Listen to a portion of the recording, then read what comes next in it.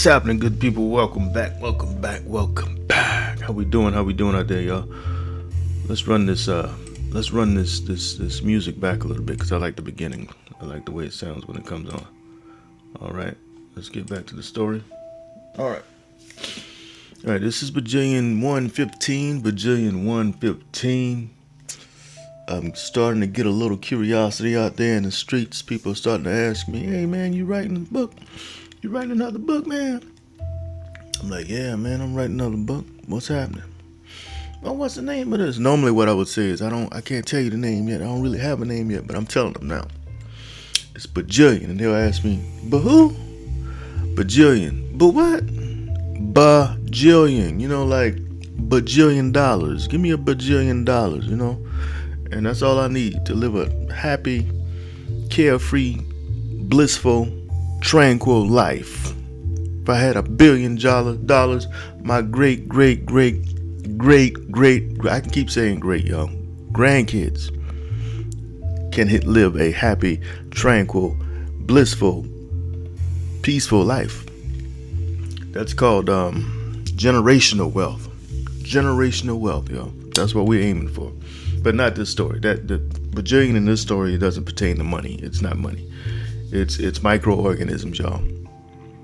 If you don't know what microorganisms, if you don't know what that, I'm pretty sure the average person has some idea what a microorganism is. But I was talking to somebody this weekend about compost I'm growing, and I was explaining to them that fertilizer 10-10-10, yeah, it's good if you want to grow something real quick, real fast. But if you want something to sustain and to regenerate and to grow every year and to grow bigger and better and stronger, and if you're growing vegetables or fruit, something that's going to be medicine for your body, you want to learn about microorganisms. You want to learn about compost. You want to learn about vermicompost. You want to learn about worm castings. You want to learn about fungi,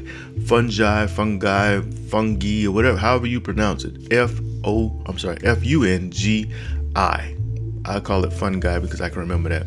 The fungi. Matter of fact, the fungi might be a part of the story here. That may be a whole chapter dedicated to fungi. The fungi. You know what I mean? Anyways, man, it's been almost 3 minutes. We're gonna get right into it. Let me get a sip of cup. I'm trying to get my head straight, y'all. The time is only 6:40 a.m. 6:40 a.m. So I'm trying to get straight. I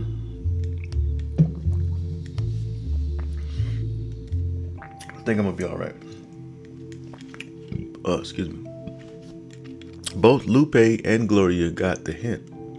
They too got up from their seats, did a little two-step, spun like two dancing bears, and made a beeline to the food.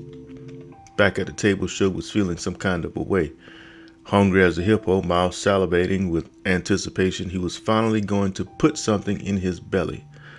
But before getting the first bite in his mouth, suddenly the music stopped. "Hold on there, birthday boy," the man heard, with his mouth open wide and wet with hope. A barbecue rib was stopped hard before entering. It was Edna. I know you're not about to start eating." Let's say eating. Y'all know I have some editing that desperately needs to get done because I'm trying to really capture the dialect or capture a dialect. But I know in some places, I left the G on. Some places I took the G off, Anyways, I'm not worried about that now. And you as a writer, if you're trying to write, if you're writing, you can't be worried about the small little things. But you gotta definitely just write from your heart. Write from your whatever you have in your head. And try to make it make sense and try to make it compelling and try to be clever. Try it. Those are the things you worry about. Let that everything else will come out in the rinse, okay? Just like my compost. I got some plastic in my compost right now.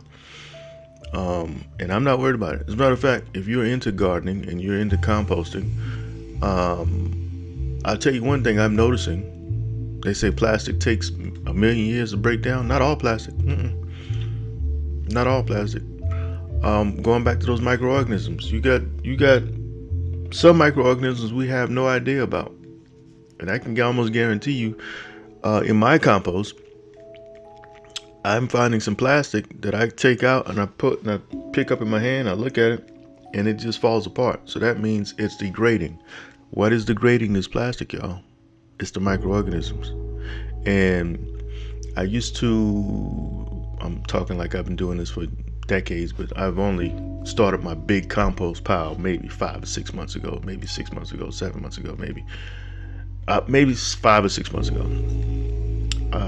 And I was worried about the plastic. And I don't allow big pieces of plastic to go in. But if the plastic is too small for me to see, I can't worry about that. I say all that to say, I'd rather have microorganisms that are capable of breaking down plastic in compost, because that gives you a stronger compost. That gives you a more diverse compost. Just like in reality, if you grow up in the hood and you go to the NBA versus growing up in Bel Air and going to the NBA, I'm gonna give you a prime example. Bronny James. Now that's not always a good example, because Steph Curry, I'm sure he had a good life. His dad was Dale Curry. But in most cases, Michael Jeffrey Jordan did not grow up rich. Dennis Rodman certainly did not grow up rich. Scottie Pippen did not grow up rich. Sean Kemp, Shaq dad was in the military, but he wasn't rich. Kobe Bryant is another exception, because his dad was Butterbean, right? God rest his soul. God rest both of them souls.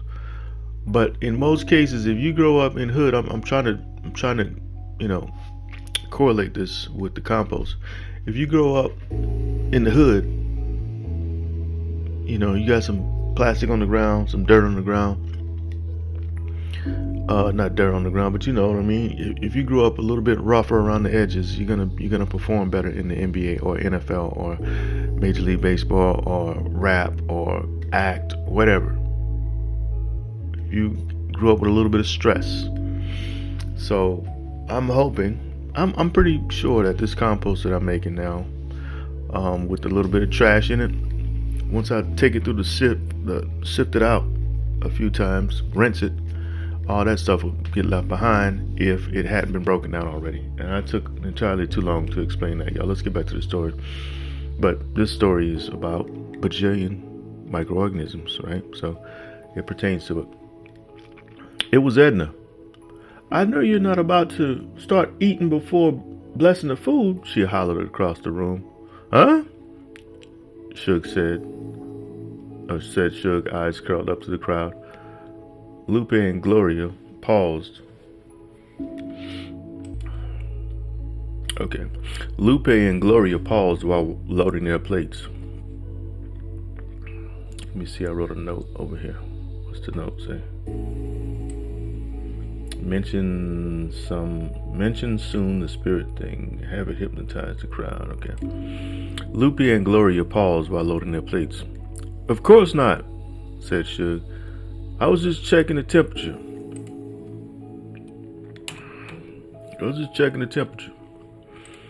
Okay, said Edna. We can get back to shaking a tail feather here in a little bit. Apparently, the birthday boy is hungry. So we're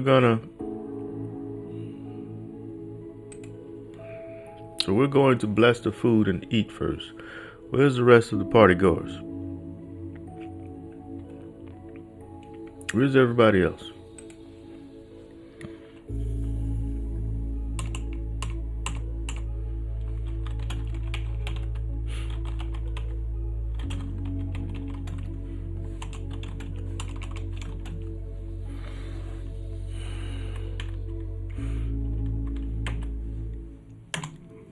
Where's everybody else?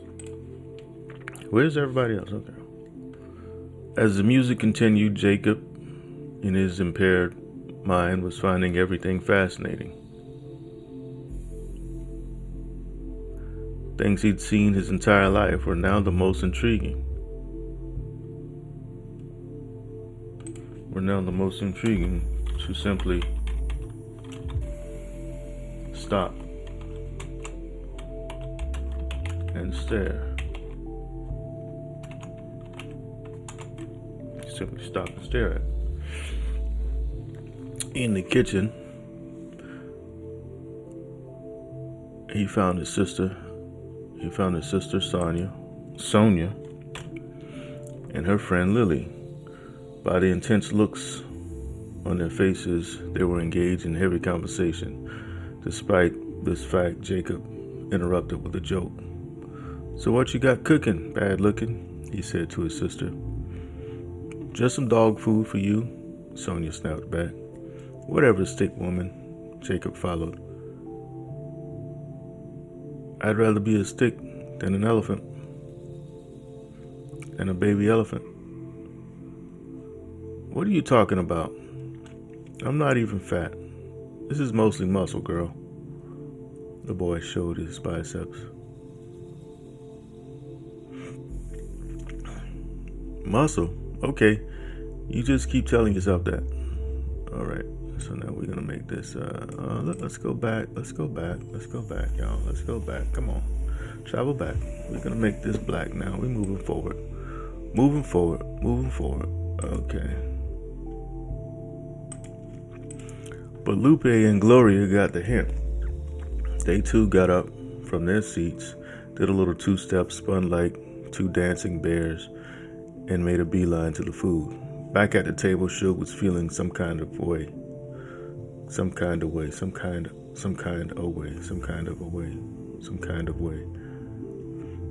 Hungry as a hippo, mouth salivating in anticipation, he was finally going to put something in his belly. But before getting the first bite in his mouth, suddenly the music stopped. "Hold on there, birthday boy," the man heard, with his mouth open wide and wet with hope. I gotta say something besides hope.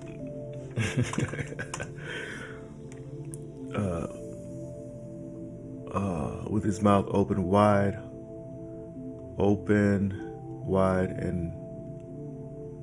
and wet with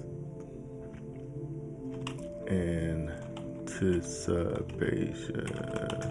I know I used anticipation before, but let's see what the good old thesaurus, what kind of synonym? Expectation, hope, expectancy, eagerness, keenness.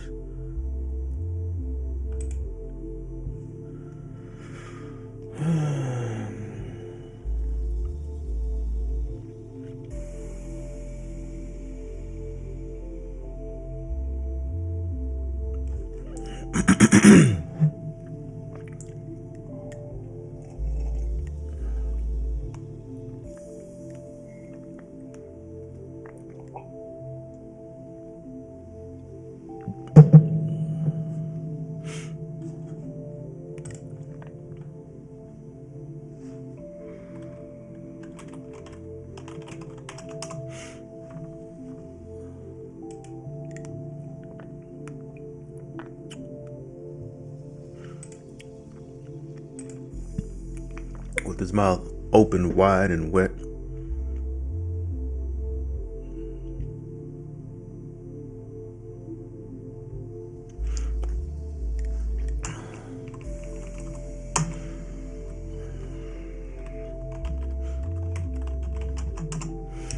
With his mouth open wide and wet with eagerness, the barbecue rib was stopped hard before entering. That's good.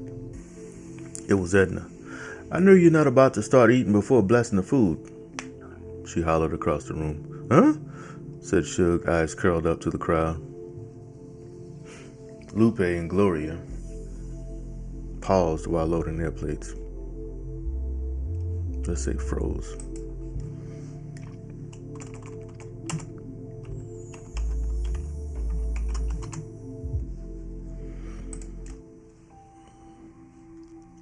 "Of course not," said Suge. "I was just checking the temperature." "Okay," said Edna. "We can get back to shaking the tail feather here in a little bit. Apparently, the birthday boy is hungry. So we're going to bless the food and eat first. Where's everybody else?"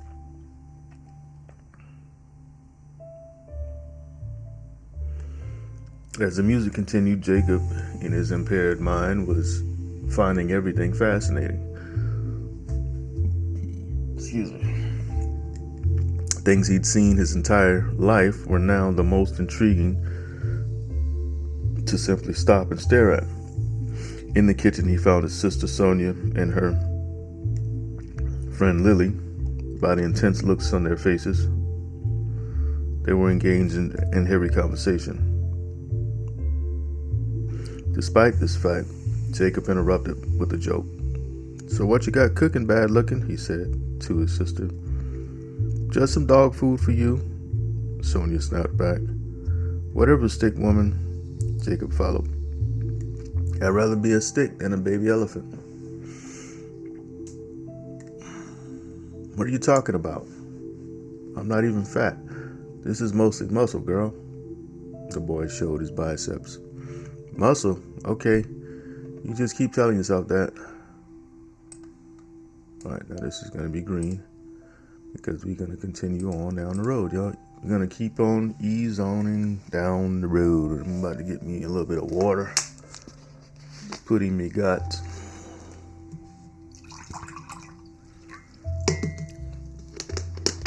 Making some leeway this morning here. Oh, my trash can is filled up. I'll dump that afterwards. I'm sure you guys don't want to see me dump my trash now, do you? All right. What? It is, Jacob continued. Before going into several poses, in his mind, he was on a stage as cameras flashed.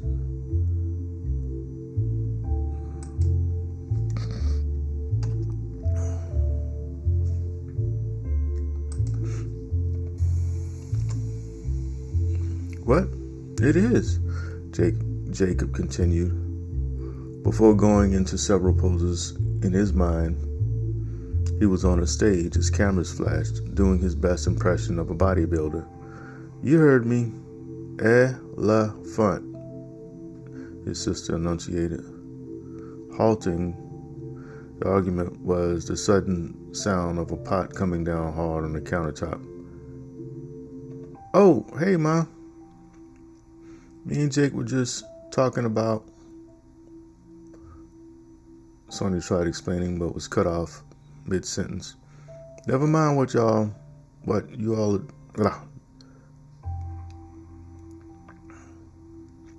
Never mind what you all of that. What? Never mind all of that. Never mind what you all of that. Never mind all of that. I think it was just supposed to be all of that. Never mind all of that. I already told you to. This is Suge's night. I don't want no mess. You hear? Said Mrs. Wallace while waving a finger at her children. But Mama, Sonia protested. No buts. If you don't act like normal human beings, there will be serious repercussions, the woman added.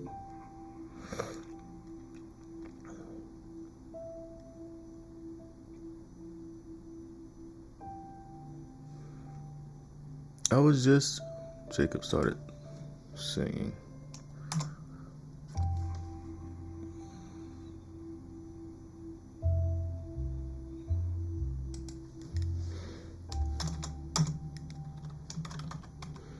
Jake, I don't care. You two just watch it. This is a very important night. Don't ruin it. And Sonia, you should know better. You know you're not too big.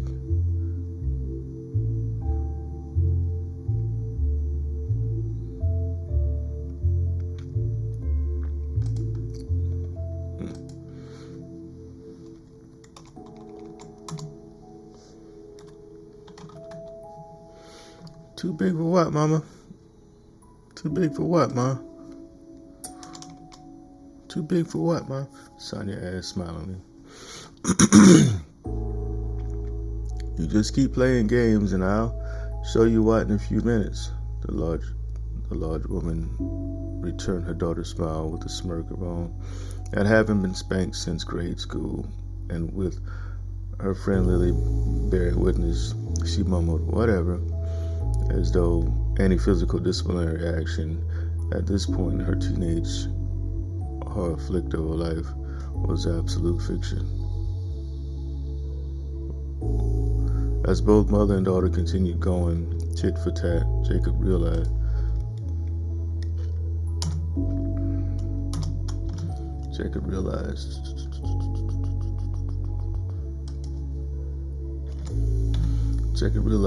it's the perfect opportunity to have a taste of his mother's delicious banana pudding. Standing behind the two, eyeing the small containers topped with whipped cream, he used a finger as a spoon to scoop up a sample before quickly leaving the scene. Seconds after this, I'm just reading through this right now because I know I got to get back to the party, okay? But I got to see what we have in here because I don't remember, y'all. I don't remember what I wrote, okay? I'm gonna tell you right now, most writers. I was talking to Terry McMillan, you know, the lady who wrote Waiting to Exhale and How Stella Got a Groove Back and so many other books. I met her in Charleston maybe 7-8 years ago. I don't even know how long it was. My book Mech was not even done yet, but I showed her Mech. I showed her the rough copy. I had an actual rough copy I had published. It was an actual book, and she thought I was giving it to her, but I didn't give it to her because it wasn't ready. But anyways, I was telling her that I kind of took inspiration from her to write Mech because Waiting to Exhale, I think it was. Yeah, Waiting to Exhale. It was from the perspective of I don't even know how many characters, 5 or 6 different characters. It was written in first person. Was it first person? See, I can't remember. But I was telling her that I had taken a little bit of inspiration from her, and she didn't know what I was talking about. She was like, "Huh?" I was like, your book, Waiting to Exhale. You know how and it took her a while, but I understand why now because a lot of times we write things, and I can go read Save Miss Caroline right now, and it'll be a brand new book to me. I understand. I remember certain things of the book, but all those small details, I don't remember those things. So that's why I'm going over this right now, looking at it okay. Plus, I gotta merge the part where Mrs. Wallace stopped the party to sing Happy Birthday, right? And I don't necessarily remember how long this section is going to go, so I'm reading it to figure that out. All right, so let's go back. Let me get me a sip of water here.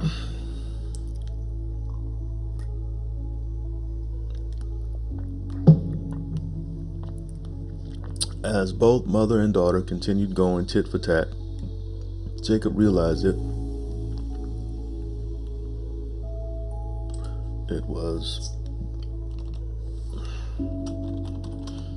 was the perfect opportunity to have a taste of his mother's delicious banana pudding. Standing behind the two, eyeing the small containers topped with whipped cream, he used a finger as a spoon to scoop up a sample before quickly leaving the scene.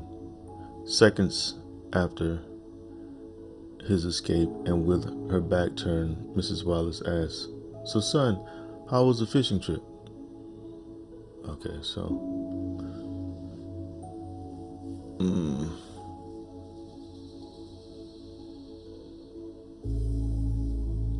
she should be in more it should be a little bit more urgency, so she's not asking about a fishing trip. She's trying to get everybody back out there to sing Happy Birthday. So seconds after his escape and with her back turned, Mrs. Wallace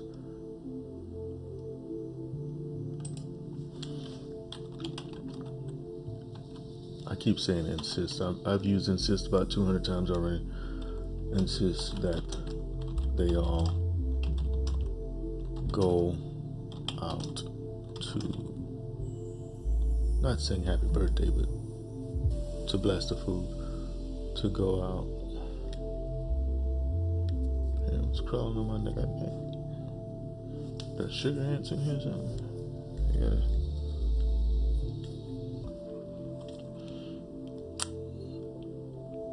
Go out to have the food blessed. So I'm gonna delete that.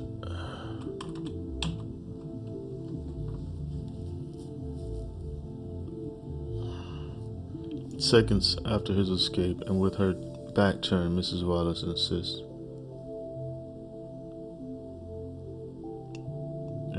that Jacob join them to go out to have the food blessed. Ma, who you talking to? I'm talking to you. I'm talking to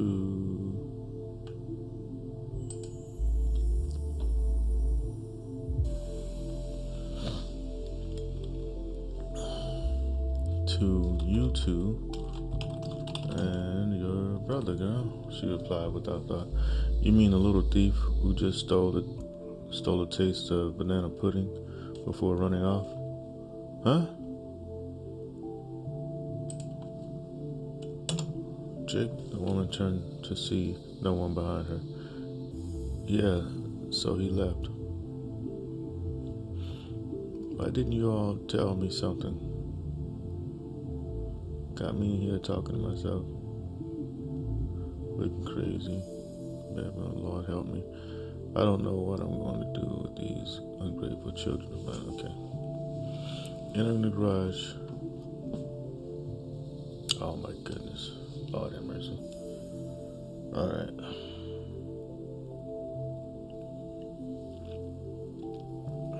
Entering the garage with fat cigar between his fingers was Mr. John, a.k.a. Suge White. Walking next to him was a rather homely-looking woman that favored him but seemed to have a peculiar look. It was Penny, a.k.a. Patricia White, his daughter and youngest child. Smiling as he continued in, one bad knee caused by a mule kick that dislodged his patella as a boy had in recent years given the large man a noticeable sway, especially before it could rain. Waving broad shoulders back and forth with every painful step, the discomfort seemed caused a cringe. Seeing his father, Frederick Sr., now properly inebriated, immediately stood and went to attention. He greeted his father with a comical salute.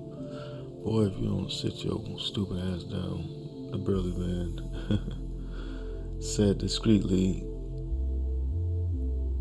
What? I'm just announcing to everybody that the birthday boy is here. See, I'm gonna have to move all this. I'm gonna have to switch all of this somewhere else. So I'm gonna have to move this up. Oh, that's gonna be a little process, y'all. Oh boy. Yeah, I'm gonna have to move all of this up because I wanted to bring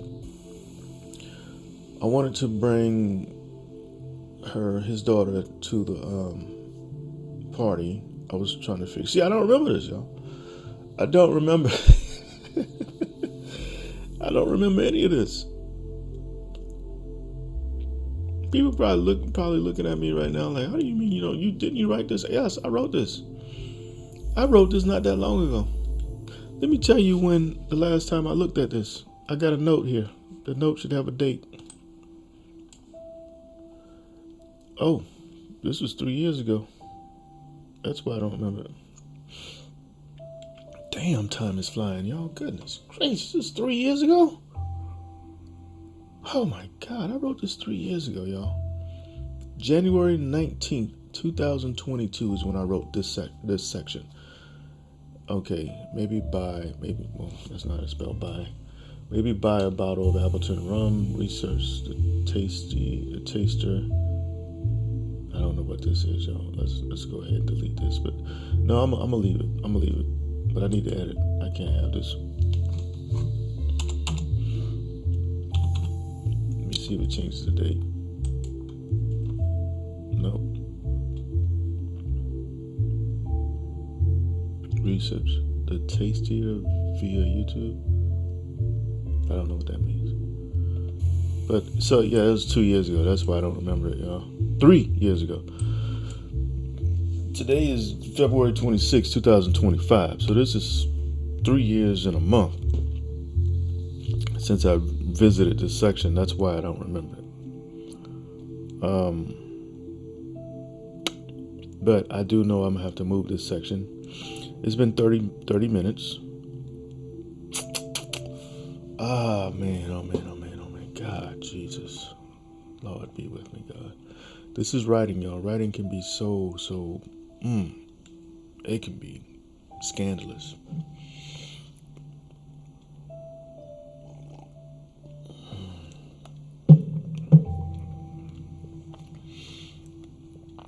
Okay. We're gonna start it back up here. Tomorrow, y'all. I'm not gonna overstress myself right now. I just know I gotta move that section. The section where Suge enters his own party.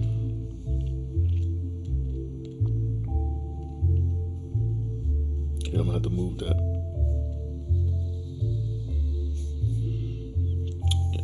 Alright, so right now you guys can see at the bottom of the screen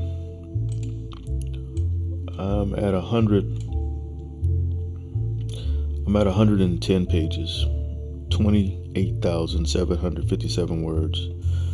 If this book goes like my normal books, normally I write about 350 pages, 400 pages, 185,000 words or whatever. Not 185, what am I saying? 85, 95, 100,000 words. If it goes that long, which it will, you could kind of see why I don't remember certain things. But when I'm actively writing on the book, I do remember. But if I hadn't written on it in 3 years, then I can't expect me to remember certain things, man. Not when I got so much other things going on in my life. And I certainly do. So we're gonna leave it right here. We're gonna save it. We'll kick back in tomorrow. Thank y'all for stopping by. Hit that like, leave a comment, share my videos, subscribe. Put me on when you have a long trip going somewhere and you just want something to listen to. Put me on when you're cooking and you got about 2 hours to cook. Put me on when you're waiting to get your oil change at the dealership. Put me on at nighttime when you just want to go to sleep and you want a nice boring voice to put you to sleep. Put me on to support me. But put me on. This is Anthony L. Kelly. Till next time. And check out my books. Just Google my name, Anthony L. Kelly. Or go on Amazon and type in Anthony L. Kelly. Or go to my website, writedisway.com. You can find all that information in the description box. Till next time, this is Anthony L. Kelly. Y'all be blessed. I'm out.